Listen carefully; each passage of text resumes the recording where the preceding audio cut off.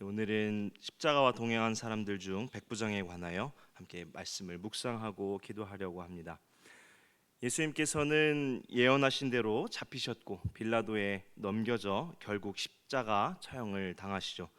예수님께서는 이 로마 군인들에게 견디기 힘든 채찍질과 조롱을 당하시고 가시관을 쓰신 채 골고다에서 십자가에 못 박히십니다. 당시 십자가 처형은 이루 말할 수 없는 고통과 이 수치가 뒤따르는 사형제도였습니다. 채찍질과 과도한 출혈, 이 고통에서 오는 충격 때문에 매달린 자는 여러 날 동안 끊임없이 괴로워하다가 이제 숨쉬기가 곤란해지며 이 심장의 압박과 과도한 출혈로 숨지게 된다고 합니다.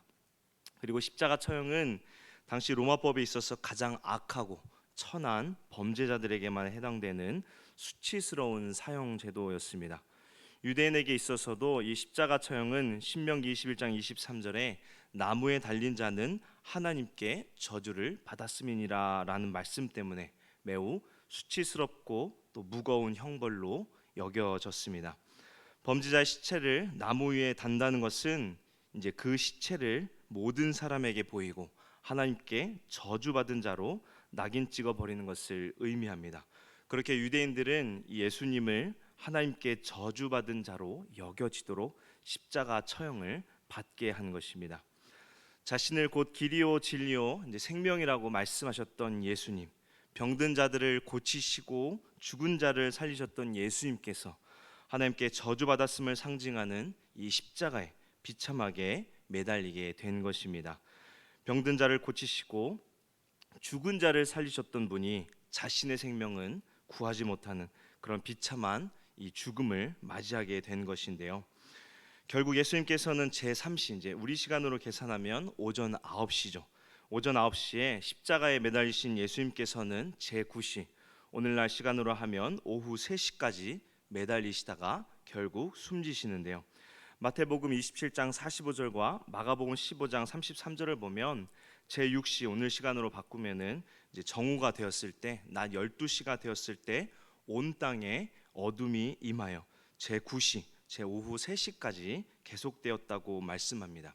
보면은 하루 중 가장 밝아야 하는 이 정오 12시부터 3시까지 어둠이 온 땅을 다 덮었던 것인데요. 여기서 어둠은 그냥 구름으로 이 태양을 가려진 그런 어둠이 아니라 일식 현상, 해가 달에 가려진 것처럼 해가 가려져서 완전히 어두워진 현상이 일어났다는 것인데요. 근데 당시는 예수님께서 십자가에 달려 죽으셨던 때는 유월절 기간으로 결코 일식 현상이 일어날 수 없는 때였습니다. 즉 일식 현상이 아닌데도 어둠이 임했다는 것은 하나님의 이 초자연적인 역사가 일어났음을 보여주는 것입니다. 이는 700년 전에 활동했던 이 아모스 선지자가 예언한 말씀이 그대로 성취된 것인데요. 아모스서 8장 9절에서 10절에 보면 이렇게 말씀합니다. 주 여호와의 말씀이니라. 그날에 내가 해를 대낮에 지게 하여 백주의 땅을 캄캄하게 하며 너희 절기를 애통으로 너희 모든 노래를 애곡으로 변하게 하며 모든 사람에게 굵은 배로 허리를 동이게 하며 모든 머리를 대머리가 되게 하며 독자의 죽음으로 말미암아 애통하듯 하게 하며 결국은 곤고한 날과 같게 하리라.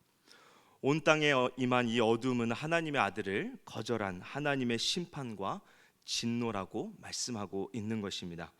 이제 9시, 그러니까 제9시 오후 3시쯤에 예수님께서는 크게 소리를 지르셨는데요. 마태복음 27장 46절을 보면 이렇게 말씀합니다. 제9시쯤에 예수께서 크게 소리질러 이르시되 엘리 엘리 라마 사박다니 하시니 이는 곧 나의 하나님 나의 하나님 어찌하여 나를 버리셨나이까 하는 뜻이라. 이 말씀은 마가복음에도 그대로 기록되어 있습니다. 언제나 성부 하나님과 교제의 기쁨을 누리시던 예수님, 그래서 예수님께서는 요한복음 8장 29절에 나를 보내신 이가 나와 함께 하시는도다. 나는 항상 그가 기뻐하시는 일을 행함으로 나를 혼자 두지 아니하셨느니라 라고 고백하셨지만 이 십자가 위에서 성부 하나님과의 복된 교제가 단절되는 고통, 하나님과의 단절은 곧 지옥의 고통이며 죽음을 뜻하기에 이러한 고통을 경험하시자 예수님께서는 나의 하나님 나의 하나님 어찌하여 나를 버리셨나이까 하고 절규하셨던 것입니다. 이처럼 하나님과의 단절은 곧 죽음이며 하나님의 진노입니다. 우리는 죄로 인하여 하나님과 교제가 단절되었고 결국 진노의 심판을 받게 된 것이죠. 예수님의 이 외침은 바로 죄로 인하여 죽을 수밖에 없는 우리의 이 비참함을 보여주는 것으로 예수님께서는 이러한 고통을 우리 때문에 당하게 되셨던 것입니다. 그리고는 예수님께서 숨지셨는데요.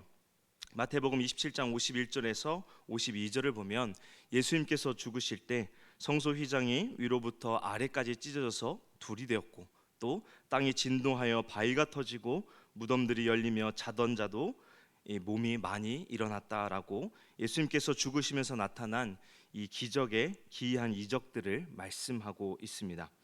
마가복음과 누가복음에서는 이 성소의 휘장이 위로부터 아래로 찢어진 사건만을 기록하였는데요.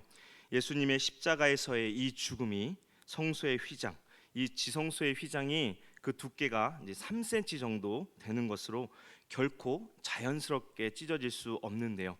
하나님과 인간의 단절을 상징했던 이 지성소의 휘장이 찢어지며 하나님과 단절된 관계가 회복되었음을 성경에서 말씀하고 있습니다. 예수 그리스도께서 자신을 단번에 드림으로 이제 제사 없이 하나님께 나아갈 수 있게 된 것입니다.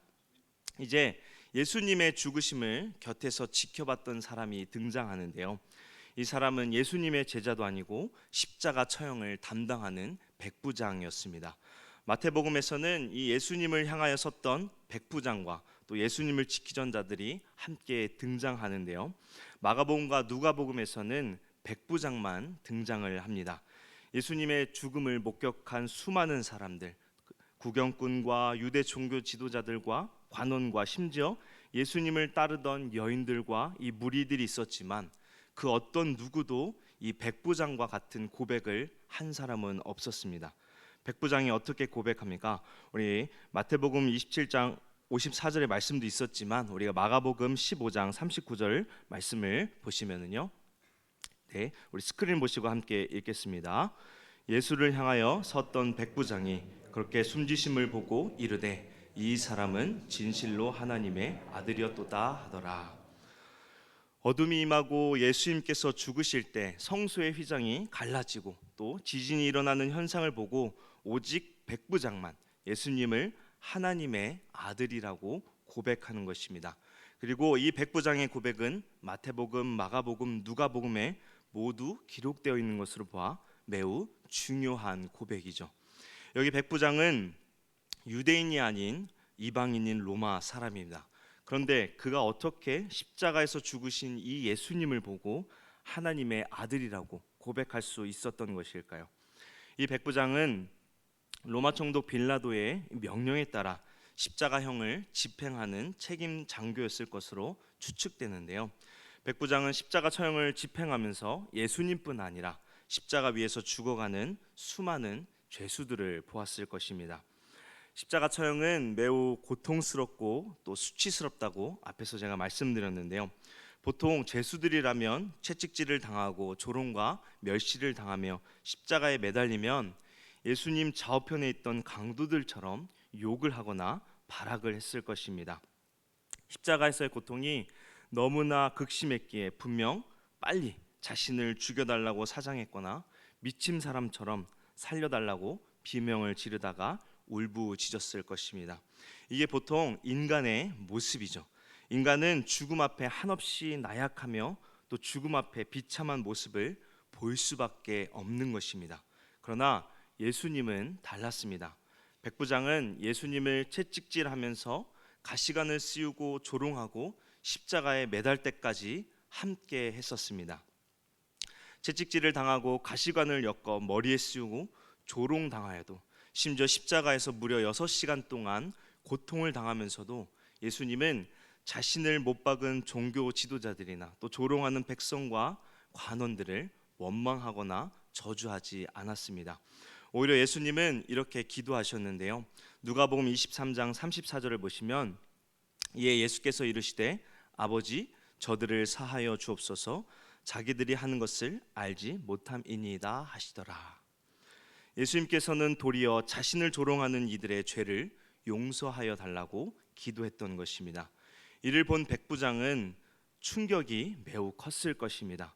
어떻게 저렇게 큰 고통 속에서도 참고 자신을 조롱하는 이들을 위하여 기도하고 죽음을 받아들일 수 있는가? 백부장은 수많은 십자가 처형과 죽음을 지켜봤겠지만 예수님과 같은 이 마지막 모습은 결코 보지 못했을 것입니다. 이미 예수님을 보통 사람들과는 다르다고 여겼던 백부장은 무려 3시간 동안이나 어둠이 임하고 또 예수님의 죽으심과 함께 이 성전의 휘장이 갈라지며 땅이 갈라지고 지진이 일어나는 초자연적인 이 현상까지 경험하자 그 마음에 두려움이 생겼고 동시에 예수님을 하나님의 아들로 인정하며 고백하게 된 것입니다.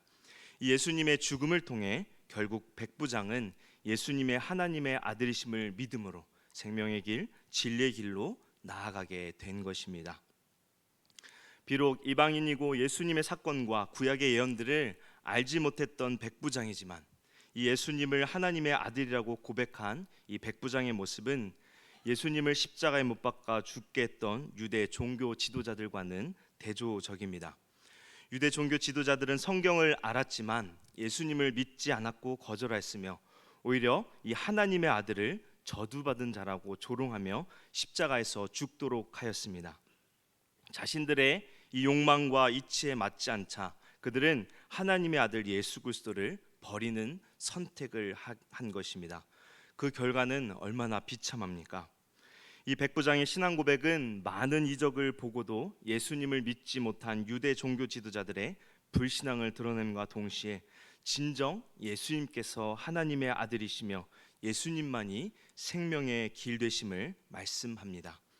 예수님께서는 율법의 저주에서 우리를 속량하시기 위하여 이 땅에 사람으로 오셨고 십자가에서 죽으심으로 하나님과 우리의 막힌 담을 허시고 하나님과 화평의 교제를 누리게 하셨습니다. 그 하나님의 아들이신 예수님을 믿는 것만이 유일한 생명의 길이요 그분을 의지하는 것만이 우리의 참된 기쁨을 누리는 것이라고 성경은 말씀합니다. 우리를 위하여 십자가의 모진 고통을 당하시고 죽으신 그리스도를 우리가 기억하며 예수님께서 이루어 주신 구원의 은혜를 우리가 감사하며 오늘도 믿음의 삶을 사는 저와 여러분 되기를 원합니다.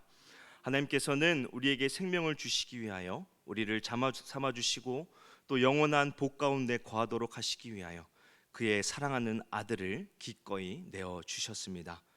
우리를 위하여 죽으시고 부활하신 이 하나님의 놀라운 은혜와 사랑을 우리가 기억하며 백부장처럼 예수 그리스도께서 유일한 구원자이심을 고백하며 믿음의 복된 삶을 살아가는 우리 모두 되기를 주님의 이름으로 축원합니다.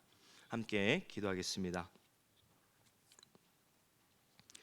우리를 위하여 자기 아들을 아낌없이 내어주신 아버지 하나님, 오늘도 우리가 주의 말씀을 통해 하나님의 놀라운 은혜와 사랑을 깨달으며 동시에 우리의 신앙을 돌아보게 하여 주시니 감사합니다.